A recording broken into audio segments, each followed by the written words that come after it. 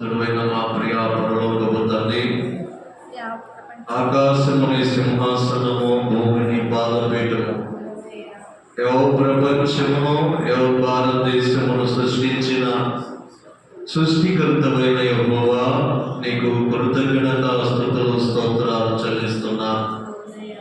అంత్య దినాలలో, అపాయకరమైన దినములలో, దుర్దినాలలో, ప్రేమ సలారిన దినాలలో క్రీస్తు ప్రేమ అవధులు లేనటువంటి ప్రేమ చేత మమ్మలను నిత్యము నడిపిస్తున్న యేసయ్య, నీకు కృతజ్ఞతలు చెల్లిస్తూ ఉన్నా. నీ ఘనమైన నామములకు వందనాలు. సజీవులకు దేవుడైన నిన్ను ఆరాధించినట్టు నీ కృప మాకు దయచేసినందుకు నీకు కృతజ్ఞతలు చెల్లిస్తూ, ఆత్మ సంగముతో చెప్పుచున్న మాట చెవి కలిగిన వాడు వినను, హృదయము కలిగిన వాడు గ్రహించని సెలవిచ్చున్నాం. వినగలిగే చెవులను, గ్రహించే హృదయము మా ప్రియులందరికీ మీరు అనుగ్రహించినందుకు నీకు వందనాలు చెల్లిస్తూ యేసు నామమున ప్రార్థించి వేడుకుంటున్నాము తండ్రి. Amen. Praise the lord. Hallelujah. దేవుని స్తోత్రం. కూడి వచ్చిన మీ అందరికీ కూడా మరొకసారి ప్రత్యేకమైన వందనాలు. గడిచినటువంటి దినములన్నిట క్షేమం ఇచ్చిన దేవుని సన్నిధిలో మనమున్నాం.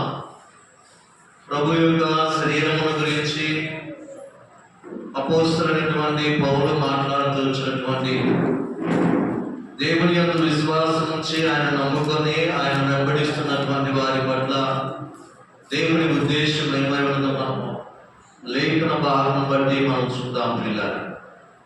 కనుక మొదటి కొరింథీయులకు రాసినటువంటి పత్రిక, దేవుని యొక్క లేఖనము సెలవిస్తున్నటువంటి మాట, మొదటి కొరింథీయులకు రాసిన పత్రిక 15వ అధ్యాయము 33వ వచనం నుండి మనం చక్కగా ధ్యానించుకున్నట్లయితే, దేవుని యొక్క పరలోక సంబంధమైనటువంటి మర్మములు దాగి ఉన్నటువంటి మాటలను మనతో పంచుకుంటున్నటువంటి పరిశుద్ధాత్మ దేవుడు ఆ మాటలు మన హృదయములో ముద్రించినట్లుగా మనం లేఖన భాగంలో మనము ధ్యానించుకుందాం. మొదటి అపోస్తల కొరింథీయులకు రాసిన మొదటి పత్రిక 15వ అధ్యాయము 33వ వచనం నుండి, మోసపోకుడి దుష్ట సాంగత్యము మంచి నడవడిని చెరుపును, నీతి ప్రవర్తన గలవారై మేలుకొని పాపము చేయకుడి. దేవునిని గూర్చినటువంటి జ్ఞానము కొందరికి లేదు, మీకు సిగ్గు కలుగుటకై ఇట్లు చెప్పుచున్నాను. దేవుని యొక్క లేఖనము ద్వారా పౌలు భక్తుడు మాట్లాడుచున్నటువంటి మాట, దుష్ట సంగత్యము మంచి నడవడిని చెరుపుతుంది, నీతి ప్రవర్తన గలవారై మేలుకొని పాపము చేయకుడు. దేవుని గూర్చిన జ్ఞానము కొందరికి లేదు అన్న. కనుక ఈ లోక సంబంధమైనటువంటి జ్ఞానము మనుషుల దగ్గర గొప్పలుగా ఉంది, కానీ దేవునిని గూర్చినటువంటి జ్ఞానము లేదని దేవుని యొక్క సంఘముతో, దేవుని పిల్లలతో అవసరమైనటువంటి భక్తుడు మాట్లాడుతున్నటువంటి మాటలు మనం చూస్తున్నాం పిల్లలు.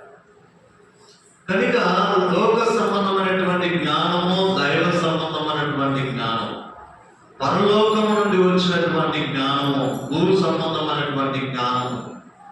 ఇక్కడ ఏ జ్ఞానము గురించి పౌరు భక్తుడు దైవజనుడు మాట్లాడుతున్నాడంటే, దేవుణ్ణి గూర్చినటువంటి జ్ఞానము, పర సంబంధమైనటువంటి జ్ఞానము, దేవుడిని ఎదిగేటటువంటి జ్ఞానము గురించి, దేవుని సంతోషపరిచే జ్ఞానము గురించి, దేవుని మహిమపరిచే జ్ఞానము గురించి మాట్లాడుచుకున్నాడు. దేవుని మాట వినే జ్ఞానము గురించి, దేవునికి లోబడేటువంటి మనసును వంటి మాటలు వంటి జ్ఞానము గురించి ఆయన మాట్లాడుచూ ఉన్నాడు.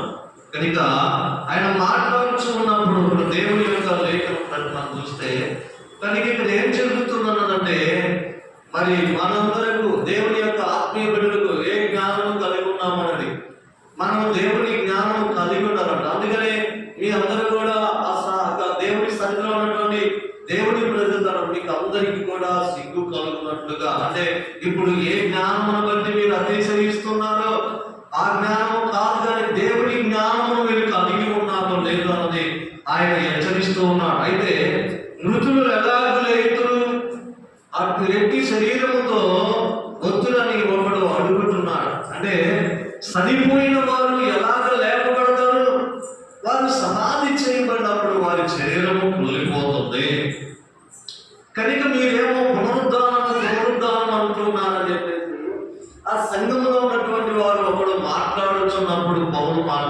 ఉన్నాడు పిల్లరా.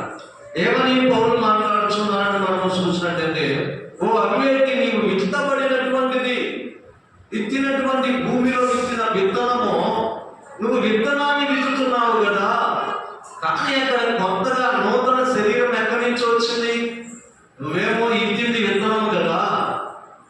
ఏమిచ్చాడంటే మానవుడు భూమిలో విత్తనం విత్తున్నాడు, కానీ ఆ విత్తనము 3 రోజుల తర్వాత నూతనమైనటువంటి శరీరంతో మొలక వస్తూ ఉన్నది, నూతనమైనటువంటి శరీరం. అందుకనే ఈ పౌలు భక్తుడు దైవజనుడు అంటున్నాడు, నువ్వు విత్తనాన్ని నాటావు కదా భూమిలో, ఈ కొత్త శరీరం ఎక్కడి నుంచి వచ్చింది? విత్తనము భూమిలో సరిపోతేనే మొక్క వస్తుంది, వాస్తవమే. కానీ ప్రభు అంటున్నాడు, ఇక్కడ భక్తుడు అంటున్నాడు, నీవు భూమిలో విత్తనము నాటావు కదా. మానవుడు ఏమంటున్నాడు? ఒక వ్యక్తి ప్రశ్నిస్తూ ఉన్నాడు, అయ్యా చనిపోయినటువంటి వాడు మళ్ళా ఎలా బ్రతుకుతాడు? శరీరం అంతా కుళ్ళిపోతుంది కదా, మధ్యలో కలిసిపోతుంది కదా, ఎలాగనేటువంటి విషయం మాట్లాడుతూ ఉన్నాడు. అందుకని ఇక్కడ భక్తులైనటువంటి పౌరు భక్తులు ఏమన్నాడే, ఓ అవివేకి, నీవు విత్తినది చస్తేనే కానీ బ్రతికినది కదా. అయితే నీవు విత్తిన దానిని చూడగా అది గోధుమ గింజ కానీ సరే, మరి ఏ గింజైనా సరే, ఒట్టి గింజ ఏ విత్తుచున్నావు కానీ పుట్టబోవు శరీరము నీవు విత్తటం లేదు. శరీరాన్ని నువ్వు విత్తటం లేదు, విత్తనాన్ని విత్తుతున్నావు. కానీ ఈ కొత్త శరీరం ఎక్కడి నుంచి వచ్చిందని నేను అడుగుతున్నా అంటున్నాడు. ఒక వ్యక్తి ఏమో పగులుతాడు, చనిపోయినటువంటి వాడు ఎలా బతుకుతాడయ్యా, శరీరం మధ్యలో వెళ్ళి కృషించిపోతుంది కదా అంటున్నాడు. కానీ ఇక్కడ పౌలు భక్తుడు అంటున్నాడు, పునరుద్ధానం గురించి మాట్లాడుతున్నాడు, ప్రభు యొక్క శరీరం గురించి, ప్రభు యొక్క కార్యముల గురించి. అంటే ఇక్కడ గమనిస్తూ ఉంటే భూ సంబంధమైన జ్ఞానం అంటుంది, ఎలాగ మానవుడు బ్రతుకుతాడు అంటుంది. చనిపోయిన మానవుడు ఎలాగ బ్రతుకుతాడని భూ సంబంధమైన జ్ఞానం మాట్లాడుతుంది. ఇక్కడ పర సంబంధమైన జ్ఞానము చెబుతూ ఉన్నటువంటి మాట. పర సంబంధమైన జ్ఞానం అంటుంది, నీవు భూమిలో విత్తనాన్ని నాటావు కదా, కొత్త శరీరం ఎలాగొచ్చింది? కొత్త శరీరాన్ని నువ్వు నాటలేదు కదా, మరి ఎలాగా, అది ఎలాగ సాధ్యమో? అందుకని అపోస్తలుడైనటువంటి పౌలు అంటున్నాడు, ఈ పునరుద్ధానము, ఈ మహిమ కలిగిన శరీరం ఎలాగ సాధ్యం అంటే, నువ్వు భూమిలో విత్తనాన్ని నాటావు, కొత్త శరీరం అది ఎలాగొచ్చింది? నువ్వు శరీరాన్ని నాటలా, విత్తనాన్ని నాటున్నావు. శరీరాన్ని నువ్వు నాటలా. శరీరం ఎక్కడి నుంచి వచ్చిందంటే, అదే దేవునికి అసాధ్యమైనది లేదు. మానవునికి అసాధ్యమే కానీ దేవునికి సమస్తము సాధ్యము. అందుకని ఇక్కడ భక్తులు మాట్లాడుతున్నటువంటి మాటలు చూస్తున్నాం. సరే, ఒట్టి గీతనే ఎత్తుచున్నావు కానీ పుట్టబోవు శరీరమును ఎత్తడం లేదు. అయితే దేవుడే తన చిత్త ప్రకారము నీవు విత్తిన దాని శరీరము ఇచ్చును, మరియు ప్రతి విత్తనమును దాని శరీరము ఇచ్చుచున్నాడు కనుక ప్రతి విత్తనానికి ఆ శరీరాన్ని ఇస్తున్నాడు. ఇప్పుడు నువ్వు జామ విత్తనాన్ని నాటావు, జామకాయ, జామ చెట్టుకు సంబంధించిన శరీరాన్ని ఆయన విత్తుతూ ఉన్నాడు. యాప చెట్టుకు సంబంధించిన విత్తనము, యాప చెట్టుకు సంబంధించినటువంటి శరీరమే. ఎందుకని ఆ యాప చెట్టు యొక్క శరీరం ఎలా ఉంటుంది? చేదుగా ఉంటాం. కానీ ఆ చెట్టులో ఆ యొక్క పేరు గల ఆ చెట్టుగా ఆ శరీరాన్ని అమరుస్తున్నాడు. అంటే ఏ చెట్టు విత్తనమైనా ఆ చెట్టు యొక్క విత్తనాన్ని బట్టి దానికి శరీరం వస్తా ఉన్నది. కనుక మనము ఎవరిమైనా యేసుక్రీస్తునందు విశ్వాసం నుంచి మృతులమైనటువంటి మనము, మృతులుగా విత్తబడినటువంటి మనము మహిమా శరీరముతో ఎత్తబడుదుము. దేవుని స్తోత్రం, హల్లెలూయా. కనుక అయితే దేవుడు తన చిత్త ప్రకారం ఏం చేస్తున్నాడు? విత్తిన దానికి ప్రతి విత్తనానికి కూడా ఆయన ఏం చేస్తున్నాడంటే దాని యొక్క విత్తనమును బట్టి దానికి శరీరము ఇస్తూ ఉన్నాడు. దేవునికి స్తోత్రం, హల్లెలూయా. అందుకనే మనుషుల మాంసం వేరు, మృగముల మాంసం వేరు, పక్షుల మాంసం వేరు, చేపల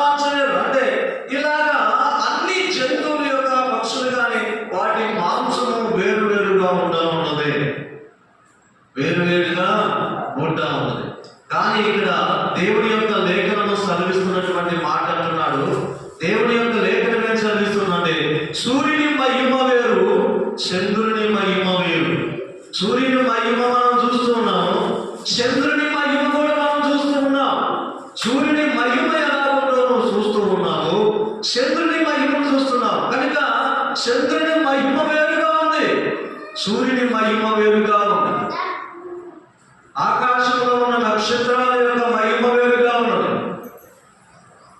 ఆకాశంలో ఉన్న నక్షత్రాల మహిమ వేరుగా ఉంది కనుక ఇవి సూర్యుడు కానీ చంద్రుడు కానీ నక్షత్రములు కానీ ఆకాశంలోనే కనపడుతున్నాయి.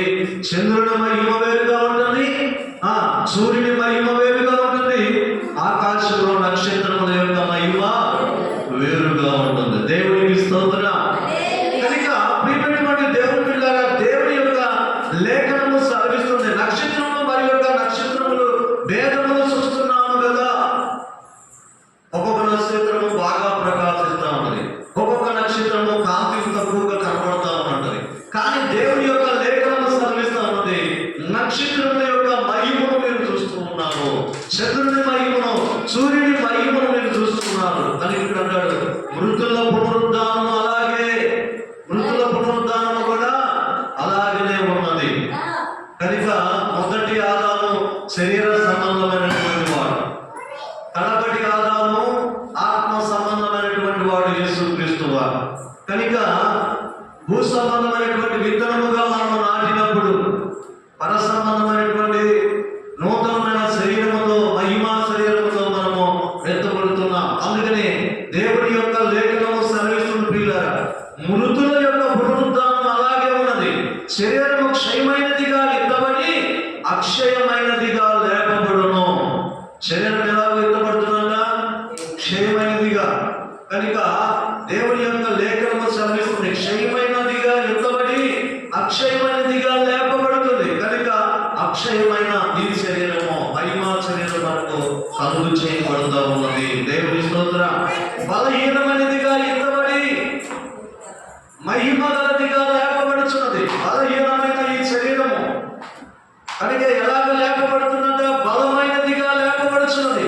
ప్రకృతి సంబంధమైన శరీరము కూడా ఎత్తబడి, ఇప్పుడు మనందరం ఎలాంటి శరీరం కలిగి ఉన్నాం? ప్రకృతి సంబంధమైన శరీరము అంటే మొదటి ఆదాము కలిగిన శరీరాన్ని కలిగి ఉన్నాం. అంటే ఈ ఆదాము భూమి నుండి వచ్చి ఉన్నాడు, భూమి నుండి వచ్చి ఉన్నాడు ఈ ఆదాము. ఈ ఆదామును దేవుడు ఏదేదో తోటలో ఒక మట్టిని తీసుకొని, చికట మట్టిని తీసుకొని బొమ్మను చేసి తన జీవాత్మను ఉన్నాడు.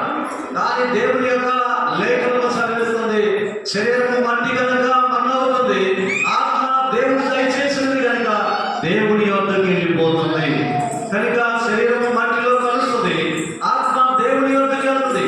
కానీ దేవుని వాక్యం సెలవిస్తున్నది, ఆత్మ సంబంధమైనటువంటి ఎగిరినటువంటి ఆదామును చూస్తున్నాము.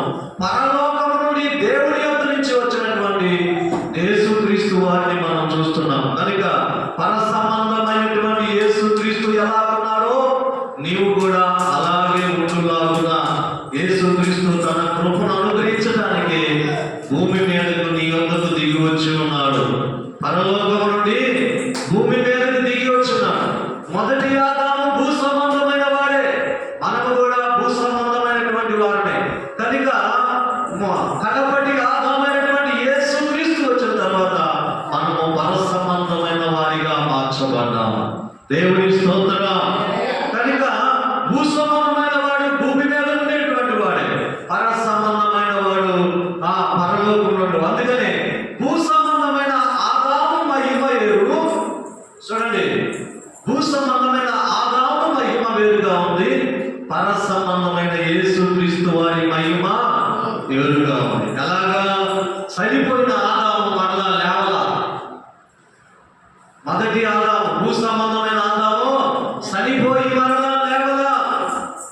కడపటి ఆదామైన యేసుక్రీస్తు, పరలోకము నుండి వచ్చిన యేసుక్రీస్తు, ఆయన చనిపోక మునిపే ఇదిగో నేను మరణించి సమాధి చేయబడి మూడవ దినమున నేను పునరుద్ధానపు శక్తితో సజీవుడు అంటున్నాను. మరణము నేను చనిపోయిన తర్వాత ఇక మూడో రోజు ఇక నేను సమాధిలో ఉన్న సమాధిని జయిస్తాను, మరణమును జయిస్తున్నాను. కనుక ఎవరైతే పర సంబంధమైన జ్ఞానాన్ని కలిగి ఉన్నారో, యేసుక్రీస్తునందు విశ్వాసం ఉంచి ఉన్నారో, వారు కూడా అట్టి వారేనని దేవుని వాక్యము సెలవిస్తుంది. దేవుని స్తోత్రం. హల్లెలూయా. ఇప్పుడు భూ సంబంధమైన జ్ఞానం కలిగిన ఆదామును చూస్తూ ఉన్నాము. తన ద్వారా భూమి మీదకు శాపం వచ్చినది. పర సంబంధమైన కడపటి ఆదామైనటువంటి యేసుక్రీస్తు వారిని చూస్తున్నాము. ఆయన ద్వారా మనకు ఆశీర్వాదం వచ్చినది. అంతేకాదంట, మనము ప్రభువుతో యుగ యుగాలు ఉండేటటువంటి భాగ్యము మనకు అనుగ్రహించబడింది. అందుకని యేసు ప్రభు అన్నాడు, నా యందు విశ్వాసం ఉంచువాడు నశించిన మళ్ళా అతడు తిరిగి లేస్తాడు. ఎందుకని? నా యందు విశ్వాసం ఉంచున్నాడు. నేను పరలోకం నుండి వచ్చి ఉన్నాను. పరలోక సంబంధమైన జ్ఞానానికి సంబంధించినటువంటి వాడు. నేను పరలోకం నుంచి వచ్చున్నాను కనుక ఈ జ్ఞానము కలిగిన నీవు, పర సంబంధమైన జ్ఞానము కలిగిన నీవు, జ్ఞానవంతుడైన యేసుక్రీస్తునందు విశ్వాసం ఉంచిన నీవు చనిపోయినా కానీ తిరిగి లేస్తావు. చనిపోయిన నీవు తిరిగి లేస్తావు. ఎందుకనంటే నువ్వు విశ్వసించిన యేసుక్రీస్తు మరణాన్ని జయించి తిరిగి లేచి ఉన్నాడు. లేచి ఉన్నటువంటి వాడు ఎలా ఉంటాడంట? నీ కొరకు, నా కొరకు, మనందరి కొరకు ఆయన స్థలము సిద్ధపరచుచున్నాడు. ఎందుకని స్థలం సిద్ధపరుస్తున్నాడంటే ఆయన అంటున్నాడు, నా యొక్క మీరు నా యొక్క మనము అందరము కలిసి ఉండులాగునా. ఏమండి? మొదటి ఆదాముకు ఆ శక్తి లేదు. భూ సంబంధమైన ఆదాముకు ఆ శక్తి లేదు. ఆయన భూమి మీద ఉన్న వారిని విడిచిపెట్టి వెళ్ళిపోయి ఉన్నాడు. కానీ పర సంబంధమైన యేసుక్రీస్తు వారు ఆయన శరీరానుసారంగా మన యుద్ధం లేకపోయినా ఆత్మ తానే మనలో నివాసం చేస్తున్నాడు. కనుక దేవుని యొక్క లేఖనము సెలవిస్తుంది. కనుక దేవుని వాక్యం సెలవిస్తుంది. 1 కొరింథీ 2:16 అంటాడు, మీ హృదయము దేవుని ఆలయము. యేసుక్రీస్తు మీ హృదయం అనే ఆలయము నివాసము చేస్తున్నాడని మీరు ఎరుగరా? ఆయనందు విశ్వాసం ఉంచడం వలన, పర సంబంధమైన యేసుక్రీస్తు జ్ఞానం పొందడం వలన, ఆయనందు విశ్వాసం ఉంచడం వలన ప్రభువే స్వయముగా పరలోకం నుండి భూమి మీద రావటమే కాదు కానీ, మరణము జయించి తిరిగి లేచితే కాదు కానీ, ఇదిగో నీ హృదయం అనే ఆలయాన్ని ఎన్నుకొనున్నాడు. సొలొమోను భక్తుడు అంటున్నాడు సామెతలో, మానవుని హృదయము ఘోరమైనది. ఇంకా ఘోరమైన వ్యాధి కలిగినదంట హృదయం. కానీ దేవుడు ఈ వ్యాధి కలిగిన హృదయాన్ని తన ఆలయముగా ఎన్నుకున్నాడు. ఎంత ప్రేమ కలిగిన వాడండి. అందుకనే పౌలు భక్తుడు అంటాడు, ఏ మంచి లేదయ్యా నాలో, యోగ్యత లేని వాడను, అర్హత లేని వాడను, తునీకరించబడినటువంటి నన్ను నీవు శాశ్వతమైన ప్రేమతో ప్రేమించి మహిమ కలిగిన నీ పరిచర్య చేసే భాగ్యము కృప నాకు అనుగ్రహించబడుతున్నాడు. కనుక ప్రియమైనటువంటి దేవుడులాగా పర సంబంధమైన జ్ఞానము కలిగి ఉండాలి. అజ్ఞానం వలె కాదంట, జ్ఞానము కలిగి ఉండాలి. ఎందుకని ఈ కొరింథీ సంఘంలో ఆ యొక్క సంభాషణ వచ్చిందంటే వారంట దేవునికి సంబంధించిన జ్ఞానాన్ని కలిగి లేదంట. కానీ వారు ఎక్కడ ఉన్నారు? దేవుని సన్నిధిలోనే ఉన్నారు, చర్చిలోనే ఉన్నారు. వారికి ఏం లేదంట? యేసు ప్రభువును గురించిన జ్ఞానం, మృతులను సజీవులుగా మార్చగలిగిన దేవుని గురించిన జ్ఞానము, సృష్టిని సృష్టించిన సృష్టికర్త అయిన యేసుని గురించిన జ్ఞానము వారికి లేదంట. అందుకని ఆ జ్ఞానాన్ని విషయమై ఆలోచించిన మనతో, ఆ జ్ఞానాన్ని సంపాదించుకోలేకపోతున్న మనతో పౌలు భక్తుడు అంటున్నారు, ఈ విషయంలో మీరు సిగ్గుపడలాగున క్షణికమైన దాన్ని సంపాదించుకొని సంతోషపడుతున్నావేమో, శాశ్వతమైన దేవుని జ్ఞానాన్ని నువ్వు కలిగి ఉండాలని నీతో ఈ మాట చెప్పుచున్నాను. ఆత్మ సంగముతో చెప్పుచున్న మాట చెవి కలిగిన వాడు వినాలి. కనుక దేవుని వాక్యము సెలవిస్తున్నది, యేసు క్రీస్తుని గురించిన జ్ఞానము నీకు కావాలి. ఆ జ్ఞానము పరలోకము నుండి వచ్చినది. భూ సంబంధమైన జ్ఞానము ఆదాము నుండి వచ్చిన, మనం ఆదాము నుండి వచ్చినటువంటి వాడు. అయితే పరలోకము నుండి వచ్చినటువంటి వాడు దేవుని యొద్ద నుంచి వచ్చిన వాడు, దేవుని జ్ఞానం కలిగినటువంటి వాడుగా మనము లేఖన భాగంలో చూస్తున్నాం. దేవుని స్తోత్రం. హల్లెలూయా. ప్రకృతి సంబంధమైన శరీరం ఉంది కనుక ఆత్మ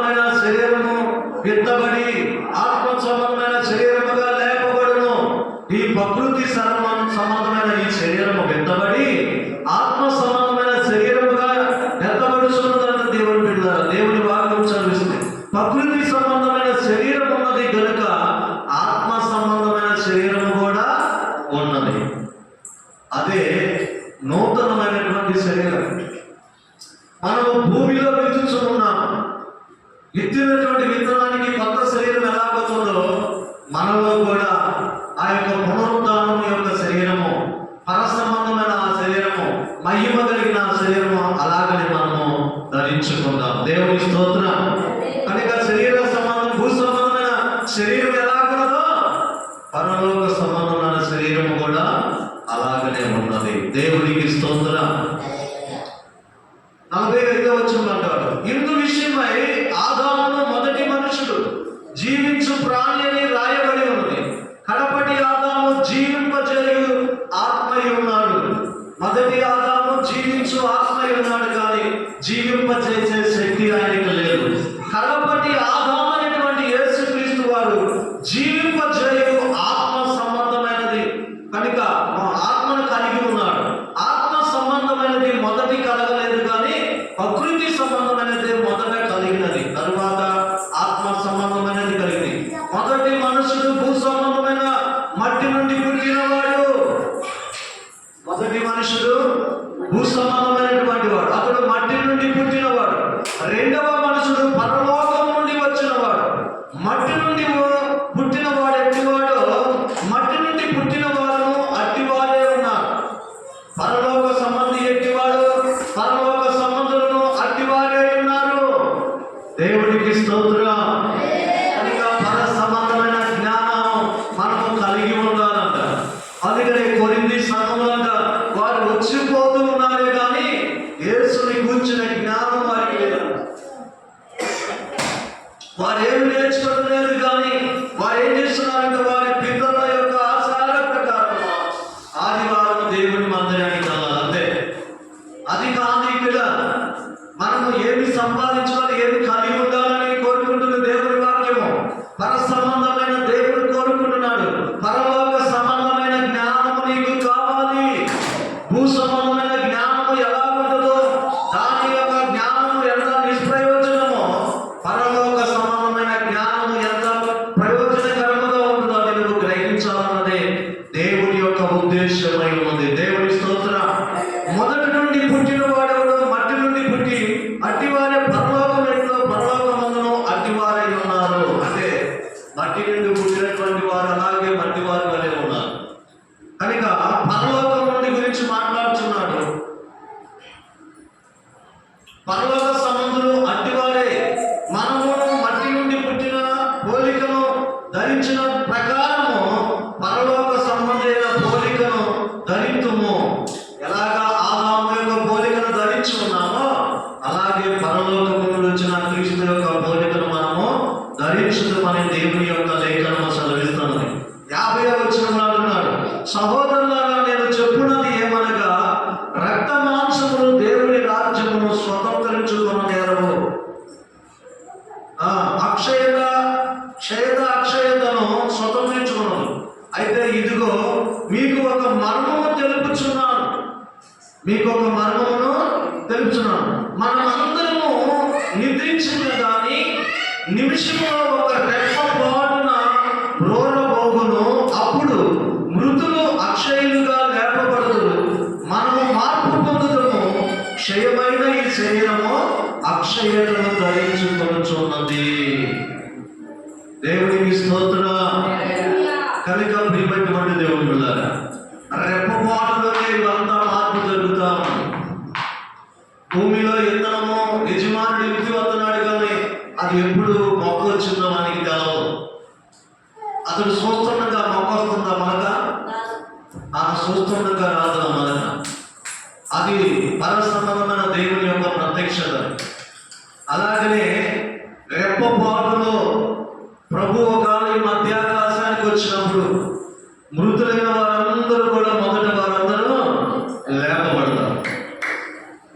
లేపబడతారు వారందరూ. తరువాత మనం ఇప్పుడు సజీవులుగా ఉన్నామనుకో, రెప్పపాటే ఏదో ఇంటికి వెళ్దాము, ఇంటికాడలో చెప్పొద్దాము, ప్రభు వచ్చాడు ఎలా రండి అని చెప్పి దాకే లేదు. రెప్పపాటులో మనము ఆయన పక్షంగా ఉన్నాం. ఈ రక్త మాంసంలో కలిగిన ఈ శరీరం ఒక్కసారిగా రెప్పపాటులో మహిమ శరీరంగా మార్చుదాం.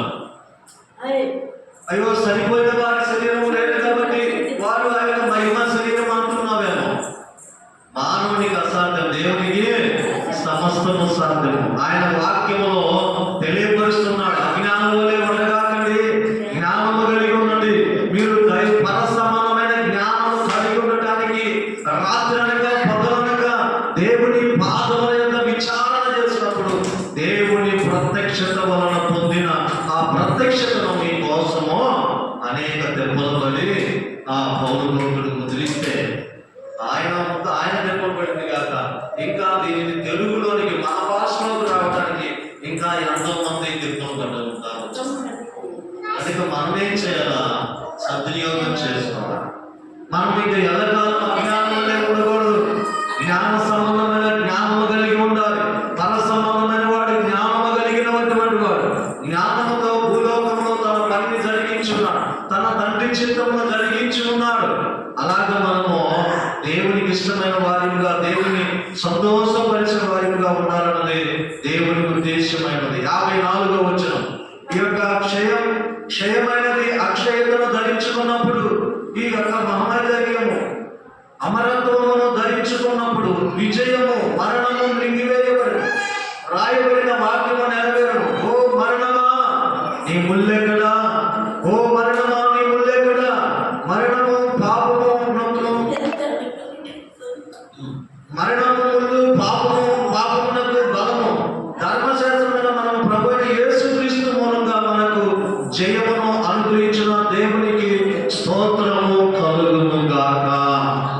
ఆమేన్, హల్లెలూయా. కనుక దేవుని యొక్క పరలోక సంబంధమైనటువంటి దేవుని గురించిన జ్ఞానము మనకు కావాలి పిల్లలు. కనుక దేవుని యొక్క పునరుద్ధానం గురించి ఆ ప్రత్యక్షతను దేవుడి యొక్క ఆ పగటి వేళ సమయంలో పరిశుద్ధాత్మ దేవుడు మనకు అనుగ్రహించబడిన లేఖనమును బట్టి దేవునికి కృతజ్ఞత కలుగును గాక. కనుక దేవుని వాక్యము సెలవిస్తా ఉన్నది. అది ఎప్పుడు జరుగుతుందో మనకు తెలియదు. మనమైతే సిద్ధపడి ఉండాలి. మనము సిద్ధపాటు కలిగి ఉన్నాడు. అందుకని ప్రభు అన్నాడు, నా శరీరము తిని నా రక్తము త్రాగువాడే నిత్య జీవము గలవాడు. కనుక నువ్వు పర సంబంధమైన వ్యక్తివైతే పర సంబంధమైన విషయాల్లో నువ్వు మాట్లాడతావు, భూ సంబంధమైన విషయాల్లో నీ నోట రావు. అందుకనే ఈ కొరింథీ సంఘంలో ఉన్న వారితో ఎందుకు మాట్లాడుతారంటే, వారంతా బయటికి వెళ్ళినప్పుడు వారి మాటలు వేరుగా ఉన్నాయి. భూ సంబంధమైనటువంటి వారు ఎలాగ వాడతారో అలాగ వాడుతూ ఉన్నారు. అందుకనే మీకు ఒకటి కొద్దుగా ఉన్నది ఏంటయ్యా అంటే, మీరు దేవుని సన్నిధికి వస్తున్నారు కానీ పరలోక దైవ సంబంధమైన లేదా పరలోక సంబంధమైన లేదా దేవునికి సంబంధించిన జ్ఞానం మీకు లేదు అంటున్నారు. కనుక మనం ఎక్కడ ఉన్నప్పటికీ ఒకే ఇదిగా ఉండాలి. యేసేపు ఎలా ఉన్నాడు? పోతీఫరు తన భార్య వచ్చి చేసినప్పటికీ అలాగే ఉన్నాడు. చెరసాలలో ఉన్నప్పటికీ అలాగే ఉన్నాడు. గొంతులో పడేసినప్పటికీ అలాగనే ఉన్నాడు. ఏమనుకుంటున్నాడు? దేవా, నీ గొంతులో నన్ను పడేసినందుకు స్తోత్రం అని చెప్తున్నాడు. చెరసాలలో చేసిన నీకు స్తోత్రం అన్నాడు. ఇదిగో పోతీఫరు భార్య నా మీద నింద మోపిందా, అయినా నీకు స్తోత్రం అన్నాడు. అది పర సంబంధమైన జ్ఞానం. ఆ జ్ఞానం కలిగి ఉండాలన్నాడు. అంటే దేవునికి ప్రతి విషయంలో మనము దేవునికి కృతజ్ఞతలు చెల్లిస్తూ దేవుడు మనకి ఇచ్చినటువంటి ఆ పర సంబంధమైన జ్ఞానం కలిగి మనం ఉండాలి. అందుకని మనము దూషించే వారిని తిరిగి దూషించే వారిగా మనం ఉంటే భూ సంబంధమైన వారు, కీడు చేసిన వారికి తిరిగి మనం కీడు చేసే వారిగా ఉంటే భూ సంబంధమైన వాడు. మన యేసు ప్రభువు అలా చేయాలి. తండ్రి, మీరు ఏం చేస్తున్నారో మీరు ఎదుగుతారు కనుక వీరిని క్షమించని ప్రాధాన్యపడు. నీ శత్రువు నువ్వు క్షమిస్తున్నావా? నీ శత్రువు నువ్వు క్షమించాలి. నీ శత్రువు కొరకు ప్రార్థన చేయాలి. నీ తిరుగుబాటు చేసే వారి కొరకు ప్రార్థన చేయాలి. నీ శత్రువుల కొరకు ప్రార్థన చేయమని. అది పర సంబంధమైన జ్ఞానం. ఒక శాఖ కొడితే ఇంకొక శాఖ చూపించమన్నది పరలోక సంబంధమైన జ్ఞానం. తిరిగి మనం మాట్లాడకూడదు. అది భూ సంబంధమైన మనిషిని పోలి ఉన్న జ్ఞానం. కనుక ఈ మధ్యాహ్న కాల సమయంలో పర సంబంధమైన జ్ఞానం కలిగి ఉంటే నువ్వు ఎక్కడ ఉంటావు? పర సంబంధమైన వ్యక్తికి అంటే యేసుక్రీస్తులకు సంబంధించినటువంటి వ్యక్తికి. భూ సంబంధమైనటువంటి విషయాల్లో నువ్వు పండిపోయి ఉంటే భూ సంబంధమైన వ్యక్తికి నువ్వు సాదృశ్యంగా మొదటి ఆదాముకు నువ్వు సంబంధించినటువంటి వాడు. ఆయన భూ సంబంధమైన వాడి కనుక భూ సంబంధమైన ఫలమే నువ్వు పొందుతావు. కానీ ఆత్మ సంబంధమైన యేసుక్రీస్తు నందు నువ్వు అట్టి జ్ఞానాన్ని కలిగి ఉన్నట్లయితే పర సంబంధమైన ఈవులు నీ పైకి సమృద్ధిగా దిగి వస్తాయి. దేవుని స్తోత్రం. హల్లెలూయా. ప్రభు యొక్క మాటలను మన వినికిడిలో ప్రభు నూరంతలుగా దీవించి ఆశీర్వదించునుగాక. ఆమేన్. Praise the lord. దేవుని యొక్క శరీరములో రక్తములో మనము పాల్పొందుదాం, ప్రార్థన చేసుకుంటుందాం.